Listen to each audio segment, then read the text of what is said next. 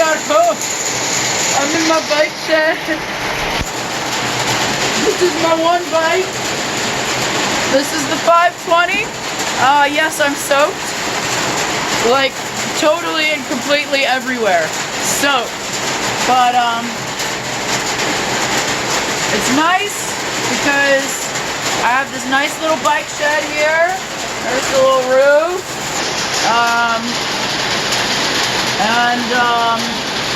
Yeah. So the bikes will stay dry.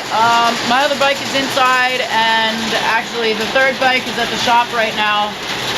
Because like I literally just finished this, what was it? I don't know, like last night or the night before or something like that, and it was like a whole night's worth of work. And then mind you, I was working on it for like a week before that too. Yeah, I kind of got caught in my backyard now. I don't really want to go out there because then my phone's gonna get wet, and I don't really want to stay in here because, you know, there's not anywhere to sit except for on a bike. There's my Bob trailer. Here's the ingenious way that I anchored it down. I just took, I think it's galvanized steel wire, but it might be some other type of steel wire. It's like a cable. And I got one of those dog walking hooks that screws into the ground. Screwed it in there nice and tight. Wrapped it around the inside bar here, and then took it down to a camping stake.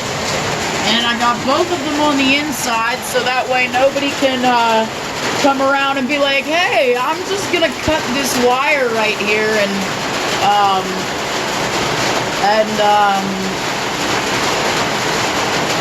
see if I can, I missed a screw. I mean, like, there's no water coming in, but I missed one. That's gonna bother me. That's gonna bother me for a very long time. But yeah, I mean, it's pretty nice. I'm gonna be totally honest, I definitely think it was probably worth more like $100 as opposed to $150. But you know, hey, it was a venture, and it ended okay. Even if I'm not the best shed builder, it still ended okay. Yeah, it's pretty fun. I'd show you guys the outside, but I don't want to get my phone wet. Maybe I'll run out there real quick and then run back in.